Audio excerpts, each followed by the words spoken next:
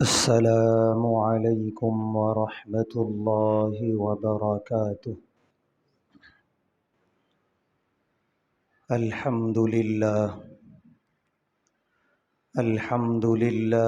نحمده ونستعینه ونستغفره ونؤمن به ونتوکل علیہ ونعوذ باللہ من شرور انفسنا ومن سیئات اعمالنا من يهده الله فلا مضل له ومن يضلله فلا هادي له ونشهد أن لا إله إلا الله وحده لا شريك له ونشهد أن سيدنا ونبينا وحبيبنا ومولانا محمدا عبده ورسوله أما بعد، قال الله تبارك وتعالى في القرآن الكريم: أعوذ بالله من الشيطان الرجيم، بسم الله الرحمن الرحيم. يسألونك ماذا ينفقون قل ما أنفقتم من خير فللوالدين والأقربين واليتامى والمساكين وابن السبيل وما تفعلوا من خير فإن الله به عليم. صدق اللہ العظیم. ہر طرح کی تعریف اور حمد و ثنا اللہ بزرگ و برتر کے لائق ہے، جس کا کوئی شریک نہیں، جس کا کوئی ساجی اور ہمسر نہیں، جو ہمیشہ سے ہے اور ہمیشہ رہے گا۔ لاکھوں درود و سلام نازل ہوں ہم سب کے پیارے آقا، پیارے حبیب احمد مجتبی محمد مصطفیٰ صلی اللہ علیہ وسلم پر، اور آپ کے تمام صحابہ اور اہل بیت پر۔ محترم حضرات، گزشتہ جمعہ فضول خرچیوں سے بچنے کے متعلق گفتگو ہوئی۔ آئیے آج قرآن و حدیث کی روشنی میں یہ جاننے کی کوشش کریں کہ ہماری کمائی ہوئی دولت اور ہمارا پیسہ شرعی اعتبار سے اس کا مصرف کیا کیا ہے، کیونکہ ہم نے یہ جان لیا کہ لہو و لعب میں، حرام میں، ناچ گانوں میں پیسہ لگانا حرام ہے اور جہنم میں لے جانے والا عمل ہے۔ یہی دولت، یہی ہمارا پیسہ اگر صحیح شرعی مصرف میں لگتا ہے تو یہی پیسہ ہمیں جنت میں لے جانے والا بن جاتا ہے۔ اسی وجہ سے قرآن میں اللہ تعالیٰ نے دولت کو یا مال کو برا نہیں کہا۔ سورہ عادیات میں تو اللہ نے فرمایا وَإِنَّهُ لِحُبِّ الْخَيْرِ، کہ انسان خیر کی محبت میں ہے۔ یہاں خیر سے مراد ہے مال۔ تمام مفسرین لکھتے ہیں مال کو اللہ تعالیٰ نے خیر کہا، اس کا مطلب مال بری چیز نہیں، اس کے خرچ کرنے کا انداز برا ہو جاتا ہے۔ وہی مال حرام لہو و لعب میں لگتا ہے تو پھر انسان کو جہنم میں لے جاتا ہے، سراپا شر ہو جاتا ہے۔ لیکن وہی مال اگر صحیح شرعی مصارف میں حلال مقامات پہ لگتا ہے تو وہی جنت میں لے جاتا ہے اور وہ سراپا خیر بن جاتا ہے۔ تو شرعی اعتبار سے کیا ہے مصارف، وہ جاننے کی ہم کوشش کریں۔ نسائی شریف کی روایت ہے، حضرت ابو ہریرہ رضی اللہ تعالی عنہ راوی ہیں، فرماتے ہیں پیارے نبی صلی اللہ علیہ وسلم نے ایک مرتبہ صدقہ کرنے اور اموال کو خرچ کرنے کی ترغیب دلائی۔ ایک صحابی نے عرض کیا عندی دینار، اے اللہ کے رسول صلی اللہ علیہ وسلم، میرے پاس 1 دینار ہے، میں اسے سب سے پہلے کہاں خرچ کروں؟ پیارے نبی صلی اللہ علیہ وسلم نے فرمایا تصدق بہ علی نفسک، اس مال کو، اس 1 دینار کو سب سے پہلے تم اپنی ذات پہ خرچ کرو۔ انسان کی کمائی ہوئی دولت کا سب سے پہلا مصرف خود اس کی اپنی ذات، اپنے ضروریات زندگی جو بھی ہیں، کھانے کا، پہننے کا، علاج و معالجے کا، وہ ساری ضروریات میں خرچ کرے۔ سب سے پہلا شرعی مصرف انسان کی کمائی ہوئی دولت کا خود اپنی ذات۔ پھر صحابی نے عرض کیا عندی دینار آخر، اے پیارے حبیب صلی اللہ علیہ وسلم، میرے پاس 1 دینار اور ہیں، اسے کہاں خرچ کروں؟ پیارے نبی صلی اللہ علیہ وسلم نے فرمایا تصدق بہ علی زوجتک، اب دوسرے نمبر پہ تمہاری دولت کا جو مصرف ہے تمہاری گھر والی، تمہاری اہلیہ، کیونکہ وہ آئی ہے تمہاری ماتحتی میں اسی شرط کے ساتھ کہ مہر اور زندگی بھر کا سارا نان و نفقہ تمہارے ذمے ہے، تو لہذا اپنی ذات کے بعد دوسرے نمبر پہ جو انسان کی ذمہ داری ہے اور اس کی کمائی ہوئی دولت کا مصرف ہے وہ ہے اس کی اہلیہ اور اس کی بیوی۔ اس کے بعد صحابی نے عرض کیا عندی دینار آخر، اے پیارے حبیب صلی اللہ علیہ وسلم، میرے پاس 1 دینار اور ہیں۔ ہم اس صحابی کا شکر ادا کرتے ہیں کہ بڑے ترتیب سے سوال کیا، جس کی وجہ سے الحمدللہ بڑے ترتیب سے ہمیں جواب مل گیا پیارے نبی صلی اللہ علیہ وسلم کی جانب سے۔ تو تیسری مرتبہ صحابی نے کہا 1 دینار اور ہے میرے پاس، اب کون ہے اس کا حقدار؟ پیارے نبی صلی اللہ علیہ وسلم نے فرمایا تصدق بہ علی ولدک، اب تم اپنے اس دینار کو خرچ کرو اپنی اولاد پر، اگر تم صاحب اولاد ہو تو تیسرے نمبر پہ آیا اس کی کمائی ہوئی دولت کا مصرف اس کی اولاد۔ پھر اس کے بعد اس صحابی رسول نے عرض کیا عندی دینار آخر، کہ میرے پاس 1 دینار اور ہیں، اسے کہاں خرچ کروں؟ پیارے نبی صلی اللہ علیہ وسلم نے فرمایا تصدق بہ علی خادمک، اسے اپنے خادم پر خرچ کرو، اسے اپنے خادم پر، اپنے غلام پر خرچ کرو جو تمہاری ماتحتی میں ہیں۔ خاص طور سے اس زمانے کے جو غلام ہوتے تھے وہ صرف کرائے پر آ کر کام کر کے جانے والے نہیں ہوتے تھے، اولاد کی طرح مکمل ماتحتی میں رہتے تھے، اس کا سارا خرچہ آقا کے اوپر ہوتا تھا۔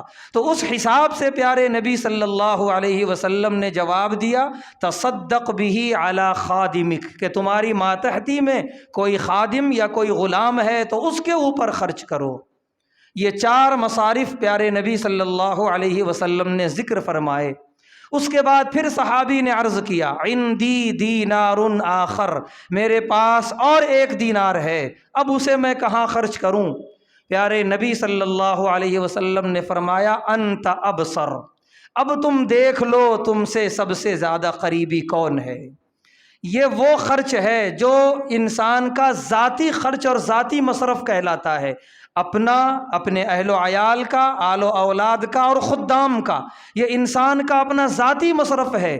اپنی کمائی ہوئی دولت کا سب سے پہلا حصہ انہی لوگوں پر خرچ کرنا ہے، حلال طریقے سے، ان کے تمام ضروریات زندگی میں، اولاد ہے تو ان کے تعلیم و تدریس میں، اسی طریقے سے ان کے لباس میں، تمام تر نان و نفقے کی ذمہ داری، یہ اولین شرعی ذمہ داری ہے آدمی کے ذمے۔ اب اس کے بعد جب آدمی اپنی ان ذاتی مصارف سے فارغ ہو گیا، ابھی بھی اس کے پاس اللہ کی دی ہوئی دولت ہے اور وہ چاہتا ہے میں اور خرچ کروں اللہ کے بندوں پر، تو اب کیا ترتیب ہے؟ تو اس ترتیب کو اللہ تعالیٰ نے سورہ بقرہ میں بیان کیا، اور وہ آیتیں بھی نازل ہوئیں ایک صحابی کے سوال پر۔ وہ صحابی ہیں حضرت عمرو بن جموح رضی اللہ تعالی عنہ، جو غزوہ احد میں شہید ہوئے۔ شہادت سے پہلے وہ آئے پیارے نبی صلی اللہ علیہ وسلم کی خدمت میں اور عرض کیا اے اللہ کے رسول صلی اللہ علیہ وسلم، کون سا مال میں خرچ کروں اور کہاں خرچ کروں اللہ کی راہ میں؟ کون سا مال اللہ کی راہ میں خرچ کروں اور اللہ کی راہ میں کن مصارف میں خرچ کروں؟ تو دونوں آیتیں اللہ تعالیٰ نے نازل فرمائی، دونوں جواب۔ ایک جواب یہ تھا کون سا مال، یعنی آدمی کمایا تو کماتے ہی فوراً خرچ کرے اللہ کی راہ میں، یا پہلے اپنی ذاتی زندگی میں خرچ کرے پھر اس کے بعد جو بچ جائے وہ اللہ کی راہ میں لگائے؟ یہ پہلا سوال تھا۔ دوسرا سوال یہ تھا کہ جو اللہ کی راہ میں دوں تو کہاں کہاں دوں اللہ کی راہ میں؟ دونوں سوال کا جواب اللہ تعالیٰ نے سورہ بقرہ میں نازل فرمایا۔ پہلے سوال کا جواب دیا وَيَسْأَلُونَكَ مَاذَا يُنْفِقُونَ، کہ لوگ پوچھ رہے ہیں وہ کون سا مال خرچ کریں، آپ فرما دیجئے العفو، جو تمہاری ضروریات زندگی سے زائد ہے۔ یعنی ابھی حدیث میں جو 4 مصارف آئے، یہ چاروں مصارف میں خرچ کر دینے کے بعد اب جو پیسہ بچ جاتا ہے تمہارے پاس، اسے تمہیں خرچ کرنے کی ذمہ داری ہے اللہ کی راہ میں۔ اگر اس میں سے نہیں بچا تو اب تمہاری ذمہ نہیں ہے اللہ کی راہ میں دینا۔ ہوتا ہے آدمی جتنا کماتا ہے اپنی ہی ضروریات میں سارا کا سارا ختم ہو جاتا ہے، تو اب اس پر اس کے ذمہ نہیں ہے کہ وہ اللہ کی راہ میں دے یا اپنے اوپر لازم تصور کر لے، نہیں ہے، اللہ کی طرف سے کوئی پابندی نہیں ہے، بلکہ وہ اپنی ہی ضروریات زندگی کی تکمیل کرے۔ کیونکہ پیارے نبی صلی اللہ علیہ وسلم نے دیکھا بعض صحابہ کو کہ وہ اپنی ضروریات زندگی کی تمام تر پیسے نکال کر اللہ کی راہ میں دینے کے لیے آئے، اور سب کا ایمان سیدنا ابو بکر صدیق رضی اللہ تعالیٰ عنہ جیسا نہیں ہوتا کہ گھر میں اللہ اور اس کے رسول کو چھوڑ آیا ہوں، کچھ بھی نہیں ہے، سب نہیں ہوتے اتنے مضبوط۔ تو پیارے نبی صلی اللہ علیہ وسلم نے ویسے صدقہ کرنے والوں کو روکا اور فرمایا بہترین صدقہ وہ ہے جو عن ظہر الغنا، کہ اس طرح تم صدقہ کرو کہ تم پیچھے اپنے آل و اولاد کے لیے کچھ چھوڑ کے صدقہ کرو۔ ایسا نہیں کہ صدقے میں سب دے دیا اور قرض لینے کی نوبت آ گئی، صدقے میں سب دے دیا اور آل و اولاد کو فاقے کی نوبت آ گئی، اتنا نہیں۔ اللہ کا احسان ہے کہ اللہ تعالیٰ نے اتنی گنجائش رکھی ہے مذہب اسلام کے اندر، الحمدللہ۔ مانگ بھی رہے ہیں اللہ کی راہ میں تو فرما رہے ہیں پہلے اپنے آل و اولاد کو کھلا لو، پہلے ان کو پہنا لو، پہلے ان کی ضروریات کی تکمیل کر لو، اس کے بعد بچ جاتا ہے تو پھر آؤ اللہ کی راہ میں، نہیں بچتا ہے تو کوئی بات نہیں۔ تو پیارے نبی صلی اللہ علیہ وسلم کے تعلق سے جو زکوٰۃ اور صدقات کے ابواب ہیں احادیث کے اندر، اس میں یہ احادیث ملتی ہیں کہ آپ نے فرمایا بہترین صدقہ وہ ہے جو آل و اولاد کے لیے کچھ چھوڑ کر پھر اللہ کی راہ میں صدقہ کیا جائے، تاکہ کل ہو کر قرض یا فاقے کی نوبت نہ آئے۔ تو ضروریات زندگی سے جو بچ جاتا ہے اللہ فرما رہے ہیں کہ وہ خرچ کرنا ہے اللہ کی راہ میں۔ اب جب وہ خرچ کرنا ہے تو اللہ فرما رہے ہیں اللہ کی راہ یہ ہے قُلْ مَا أَنفَقْتُم مِّن خَيْرٍ فَلِلْوَالِدَيْنِ وَالْأَقْرَبِينَ وَالْيَتَامَى وَالْمَسَاكِينِ وَابْنِ السَّبِيلِ وَمَا تَفْعَلُوا مِن خَيْرٍ فَإِنَّ اللَّهَ بِهِ عَلِيمٌ۔ اللہ فرما رہے ہیں ضروریات سے اگر بچ گیا ہے روپیہ پیسہ تمہارا، اب تم اسے کہیں اور دینا چاہتے ہو اللہ کی رضا کے لیے، تو اللہ کو دیکھیے، اللہ فرما رہے ہیں ابھی بھی اپنے گھر سے شروعات کرو، اپنے والدین سے۔ تمہاری کمائی ہوئی دولت کا پہلا حق تمہاری ضروریات کی تکمیل ہو جانے کے بعد تمہارے والدین ہیں۔ ہاں مفسرین نے لکھا ہے والدین صاحب استطاعت ہیں، بلکہ اولاد سے زیادہ مالدار ہیں والدین، تو پھر کوئی ذمہ نہیں ہے، کوئی واجب نہیں ہے، نفلی ہے اپنی اعتبار سے، جو چاہے والدین کی رضا کے لیے دے سکتا ہے وہ، لیکن اس پر واجب نہیں ہے۔ اور اگر والدین صاحب استطاعت نہیں ہیں بلکہ وہ اولاد کے ماتحت ہیں، وہ اولاد ہی کے ساتھ رہتے ہیں، اسی کا کمایا ہوا کھاتے ہیں، دراصل وہ اس کا کمایا ہوا نہیں کھاتے، وہ اپنا کھاتے ہیں۔ یہ جملہ بھی بولنا یہاں ضروری ہے۔ کوئی اولاد اپنے والدین کو کھلاتا ہے تو دیکھنے میں یہ آتا بیان کرتا ہے کہ اتنے پیسے تو والدین کے پیچھے چلے جا رہے، والد صاحب کی دوا میں اتنے جا رہے، والدہ کی دوائیوں میں اتنے جا رہے۔ پیارے نبی صلی اللہ علیہ وسلم نے فرمایا انت و مالک لابیک، تو بھی اور تیرا مال بھی سب تیرے باپ کا ہے۔ اب آئندہ سوچنا بھی مت میرے پیسے وہاں اتنے چلے جا رہے، وہ ان کا اپنا ذاتی ہے، اس طرح انہیں استعمال کرنا ہے، ہرگز نہیں۔ بعض مرتبہ دیکھنے میں یہ آیا کہ والدین صاحب استطاعت نہیں ہوتے، انہیں ضرورت ہوتی ہے کچھ اپنے جیب میں کچھ پیسے ہوں تو اپنی ضروریات خاموشی سے تکمیل کریں، لیکن اولاد کے سامنے سے مانگنے سے جھجکتے ہیں، شرماتے ہیں کہ اچھا نہیں لگے گا، میں باپ ہوں وہ اولاد ہے۔ ایسی اولاد کو چاہیے کہ ایسا موقع نہ آنے دیں، خوب بھر کے رکھیں اپنے والدین کے لیے تمام چیزیں، ہیں، نقد پیسے بھی دیتے رہیں، ان کے لیے جو ضروریات زندگی ہیں اس کی بھی تکمیل کرتے رہیں، خوش دلی سے کریں یہ سارا کام، یہ ضروری ہے۔ تو ہوتا یہ ہے بعض مرتبہ، ہمیشہ نہیں، بعض مرتبہ کسی کو دیکھنے میں یہ آتا ہے گھر میں والدین پریشان ہیں، قسم پرسی کے عالم میں ہیں اور جھجک رہے ہیں اولاد کے سامنے ہاتھ پھیلانے سے، اور اولاد الحمدللہ صاحب استطاعت ہے، اولاد ہے تو خوب لٹا رہی ہے اموال، مطلب غربا میں ہی، یتیموں میں ہی، مساکین میں ہی، لیکن گھر میں والدین کو نہیں دیکھ رہے ہیں، نہیں پوچھ رہے ہیں۔ یہ طریقہ غلط ہے۔ پہلے نمبر پہ اللہ نے فرمایا فَلِلْوَالِدَيْنِ، تمہاری ضروریات زندگی سے جو مال بچ جاتا ہے والدین سے شروع کرو، اگر وہ زندہ ہیں تو ان کے پہلے انہیں عطا کرو، والدین کو۔ والدین کی جب تکمیل ہو گئی ضروریات کی تو پھر اس کے بعد آ جاؤ والاقربین، رشتہ داروں میں دیکھو کون زیادہ غریب ہے، بھائی بہنوں میں کوئی غریب کا شکار، غربت کا شکار ہے، کوئی دور کا بھائی ہے، چچا زاد بھائی، خالہ زاد بھائی، اس میں بیچارہ کوئی بڑی تنگ دستی سے گزر رہا ہے تو خاموش طریقے سے اس کی امداد کرو۔ اموال کو اپنے گھر میں اور اپنے رشتہ داروں میں دینے میں دوہرا ثواب۔ پیارے نبی صلی اللہ علیہ وسلم نے فرمایا ایک تو اللہ کی راہ میں اللہ کی رضا کے لیے دے رہے ہو، یہ ایک ثواب، اور دوسرا تم رشتہ داری کا حق ادا کر رہے ہو، حسن سلوک کر رہے ہو، یہ دو ثواب ملتا ہے۔ تو کبھی ایسا بھی ہوتا ہے کہ ہم جانتے ہیں کہ ہمارے رشتہ داروں میں بعض بڑے پریشان حال ہیں، بڑے مقروض ہیں، اس کے باوجود بھی ہم انہیں نہ دے کر دوسروں کو دیتے ہیں، دوسروں سے مراد غربا کو، مساکین کو دیتے ہیں، بے شک وہاں بھی دینا ثواب ہے، لیکن اس سے پہلے حق یہاں پر ہے۔ اللہ نے ترتیب بیان کی، والدین کے بعد سیدھے رشتہ دار، فَلِلْوَالِدَيْنِ وَالْأَقْرَبِينَ۔ جب رشتہ داروں میں بھی تکمیل ہو گئی، اس کے بعد بھی اگر پیسے بچ رہے تو پھر اب تمہارے واسطے راستہ کھلا ہے۔ جتنے یتیم ہیں، غربا ہیں، مساکین ہیں، مسافرین ہیں، وہ مسافرین جن کا سب کچھ ختم ہو گیا حالت سفر میں، یا اور بھی جو اس طرح کے ہیں آج کل کے، جیسے یتیم خانے ہیں، مدارس ہیں، مکاتب ہیں، تو پھر اب ان کو دے سکتے ہو، یہ راستے سارے کھلے ہوئے ہیں۔ تو یہ ترتیب قرآن و حدیث میں بہت اچھے اور عمدہ انداز میں اللہ اور اللہ کے رسول صلی اللہ علیہ وسلم نے بیان فرمائی۔ ایک مرتبہ پھر ہم اپنے ذہن میں وہ ترتیب تازہ کر لیں کہ ہماری کمائی ہوئی دولت کا سب سے پہلا حق ہماری اپنی ذات، پھر اس کے بعد ہماری اہلیہ، پھر اس کے بعد ہمارے آل و اولاد، پھر اس کے بعد اگر خدام ہے تو ہمارے خدام، پھر اس کے بعد والدین، پھر والدین سے بھی اگر ضروریات کی تکمیل ہو گئی تو رشتہ داروں میں، چاہے وہ قریب کے رشتہ دار ہوں یا دور کے، اس میں اگر کوئی پریشان حال زندگی گزار رہا ہے تو ان کی ضروریات کی تکمیل، وہ بھی اگر تکمیل ہو گئی، اس کے بعد بھی بچا ہے اور جذبہ بھی بچا ہے۔ بسا اوقات جذبے ہی سرد پڑ جاتے ہیں، ایک دو جگہ دیے، اموال بہت ہے، جذبہ نہیں ہے دینے کا، تو پھر کچھ نہیں کر سکتے۔ اللہ کی توفیق سے اموال بھی ہے، جذبہ بھی ہے دینے کا، تو اللہ فرما رہے ہیں اب دے دو یتیموں کو، فقراء کو، مساکین کو، جو تمہیں بہتر اور زیادہ سے زیادہ ضرورت مند نظر آئیں، بے شک تم انہیں دے سکتے ہو۔ یہ اموال کی ترتیب خرچ کرنے کی اللہ اور اللہ کے رسول صلی اللہ علیہ وسلم نے بیان فرمائی۔ ان مصارف میں ہر مصرف وہ ہے کہ جو ہمارے لیے نیکیوں کا انبار لے آنے والا ہے، ہر مصرف وہ ہے جو ہمارے لیے جنت کا راستہ بنانے والا ہے۔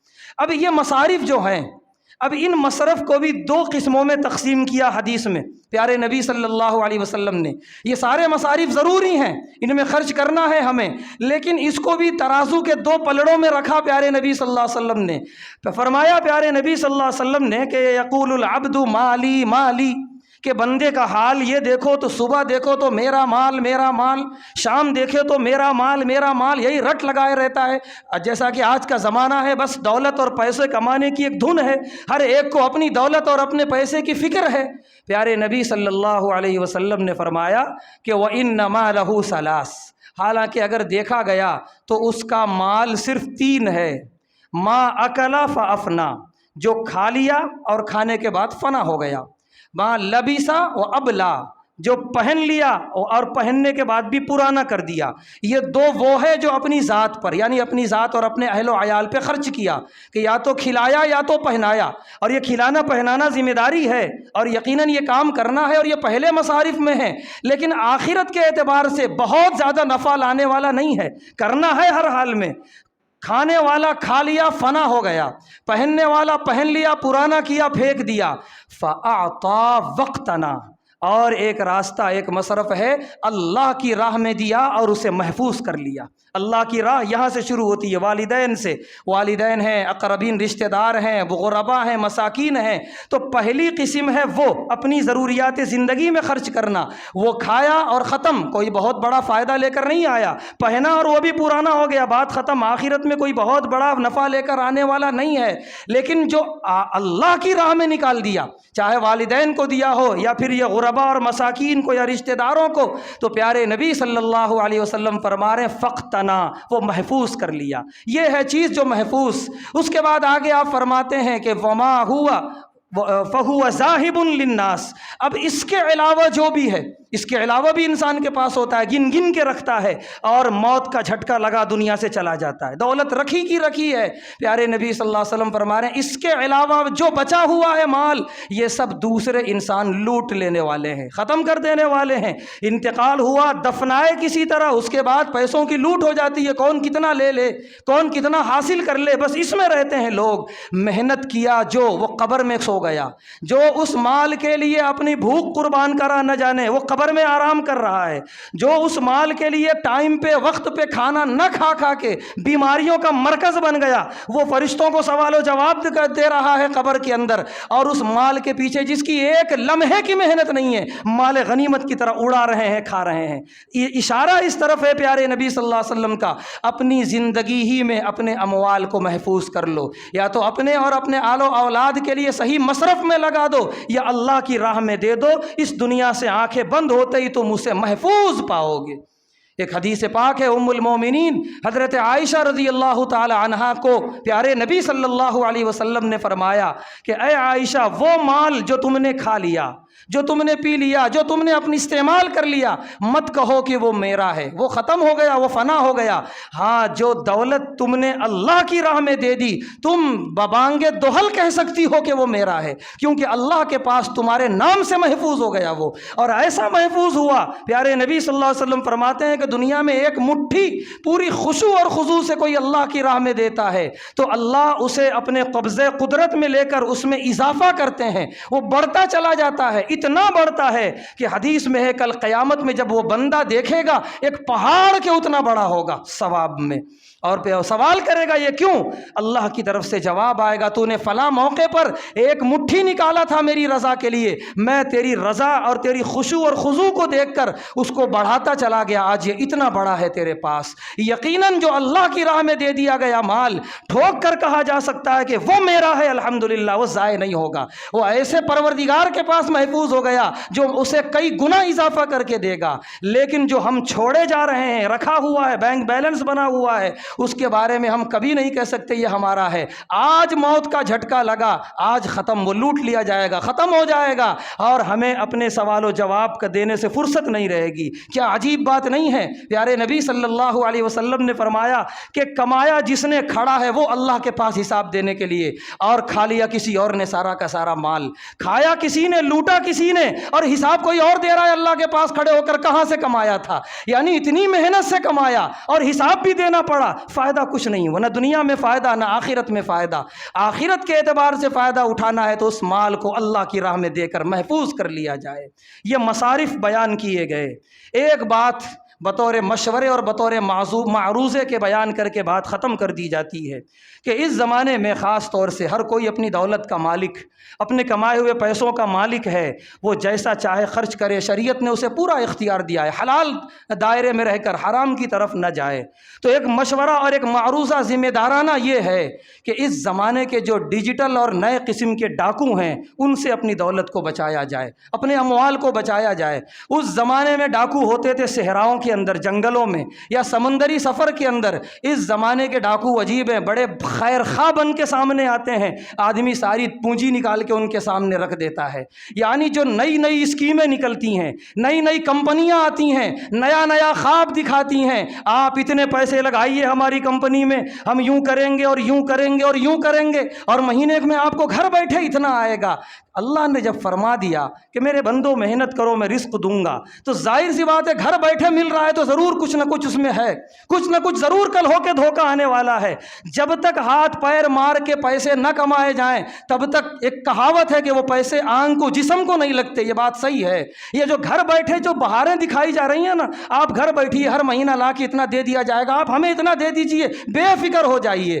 ہم نے جس وقت پیسے دے دیے اسی وقت بھول جائیں، وہ واپس آنے والے نہیں ہیں۔ کتنی مرتبہ ہم دھوکہ کھائیں گے؟ مسلم قوم کے اتنے پیسے، ایک سروے ہوا ہے، کروڑ روپئے مسلم قوم کے کمپنیوں میں چلے گئے، ضائع ہو گئے، ڈوب گئے۔ ان پیسوں سے اگر مسلم قوم چاہتی کم سے کم کئی میڈیکل کالج بنا سکتی تھی۔ میڈیکل کالج کوئی معمولی بات نہیں ہے، کتنے مسلم قوم کے نوجوان ڈاکٹر بنتے اور بچیاں بنتی، اور نہ جانے کیا کیا کر سکتی تھی یہ قوم۔ کہاں چلے گئے؟ سب دے دیے کمپنیوں کو، ضائع کر دیے، ڈبا دیے۔ پیارے نبی صلی اللہ علیہ وسلم نے فرمایا تھا لا یلدغ المؤمن من جحر مرتین، ایک مسلمان کو ایک سوراخ سے 2 مرتبہ نہیں ڈسا جا سکتا۔ ایک مرتبہ ڈس لیا گیا وہ ہوشیار ہو جاتا ہے کہ نہیں یہ یہاں پر کوئی موذی جانور ہے، مجھے تکلیف پہنچا رہا ہے، مجھے یہاں اب دوبارہ نہیں آنا ہے۔ ایک مرتبہ ڈبایا گیا تو مسلم قوم کو ہوش میں آ جانا چاہیے۔ ہم اب نام لینے میں کوئی حرج نہیں ہے۔ جب انہوں نے ڈبا دیا، چار مینار بینک نے کیسے خواب دکھائے تھے، کیسی ڈولی کے نام کی اسکیم نکالی تھی، کروڑوں روپیے مسلم قوم نے ایسے نکال کے دے دیے۔ کہا جائے تو غلط نہ ہوگا، ڈولی کیا ڈولے نکال دیے اس نے۔ کتنی خودکشیاں ہو گئیں، کتنوں کے دلوں پہ اٹیک آ گیا، کتنے جو ہے سو ڈپریشن میں چلے گئے جب اس نے وہ اسکیم ڈبائی۔ ایک مرتبہ ہوا، ہوش میں آ جانا تھا، اس کے بعد بھی کمپنیاں آتی گئیں۔ آر سی ایم نامی کمپنی نے اتنی بڑی رقم ڈبائی ہے مسلم قوم کی۔ آر سی ایم کمپنی کے ذمہ داروں سے تو باقاعدہ بات کی گئی اور صاف طور سے کہا گیا بھائی اس میں تو سود ہے، یہ کیوں مسلم قوم کو پاگل بنا رہے ہو، سود ہے، یہ حرام کا طریقہ ہے تمہارا۔ تو جواب کچھ نہیں تھا ان کے پاس، صرف یہی جواب کہ آپ لوگ خالی مسلم قوم کو پیچھے ڈھکیلنا چاہتے ہیں، آپ آگے ترقی کرنا نہیں چاہتے۔ یہ ایسی ترقی جو آگ کی طرف لے جانے والی ہو آخرت میں، اور آخرت میں تو آگ کی طرف لے جانے والی ہی، یہ دنیا میں ہی دیکھ لیا کدھر لے کے چلے گئے۔ پوری قوم نے تباہ و برباد کر دیا مسلم قوم کے کروڑوں روپئے کو۔ اس کے بعد ایک اسکیم نکلی الفلاح نام کی، عربی میں نام رکھ دینے سے کیا جائز ہو جائے گی، کیا حلال ہو جائے گی؟ صاف طور سے ان کے ذمہ دار سے کہا گیا تھا یہ حرام ہے، اس میں سود ہے، یہ بہاریں مت دکھاؤ، ہم پیسے اس کے دے رہے ہیں، بینر لگانے کے دے رہے ہیں، الا اور فلاں۔ یہ اللہ کے نبی صلی اللہ علیہ وسلم نے فرمایا تھا آخری زمانے میں سیدھے سود اور سیدھے شراب نہیں پی جائے گی، اس کے طریقے اور نام بدل کے یہ سب کھائے جائیں گے اور پیے جائیں گے۔ یہ الٹے سیدھے خواب دکھائے گئے، مسلم قوموں نے کروڑوں روپئے لگا دیے، ساری کی ساری کمپنی ڈوب گئی، کروڑوں روپئے ڈوب گئے، ختم ہو گئے، کچھ نہیں کر سکتے۔ اس کے بعد 1-1.5 سال پہلے یہ ای اسٹور نے ہنگامہ مچایا تھا۔ آدھی بات بتائی جا کر دارالفتہ میں اور آدھی چھپا لی، آدھی بات بتا کے یہ بتایا کہ ہمارا کاروبار حلال ہے، فتوے لا کے عوام میں دکھا دیے حلال ہے، اس میں پیسے لگائے جا سکتے ہیں۔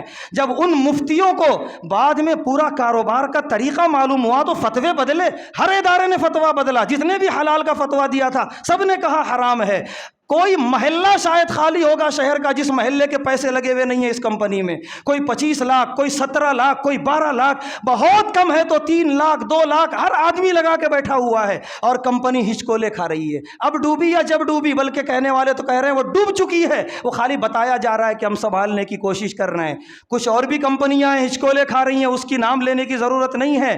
خدا کے لیے اپنے پیسوں کو بچاؤ، اپنی کمائی ہوئی دولت کو بچاؤ۔ اتنے پیارے مصرف بتا دیے اللہ اور اللہ کے رسول صلی اللہ علیہ وسلم نے، ان مصارف کو چھوڑ کر لالچ میں آ کر یہ سودی طریقے میں کیوں جا رہے ہیں ہم لوگ؟ ہر ایک میں سود ہے، اور ہمیں ہمارے پیارے نبی صلی اللہ علیہ وسلم کا فرمان کیوں کافی نہیں ہو رہا ہے کہ جس کی وجہ سے ہم ان کی بتائی ہوئی بہاروں کو دیکھتے ہیں اور اس میں داخل ہو جاتے ہیں، اور پھر ہمیشہ ہمیش کے لیے حرام میں اپنے پیسے لگا دیتے ہیں۔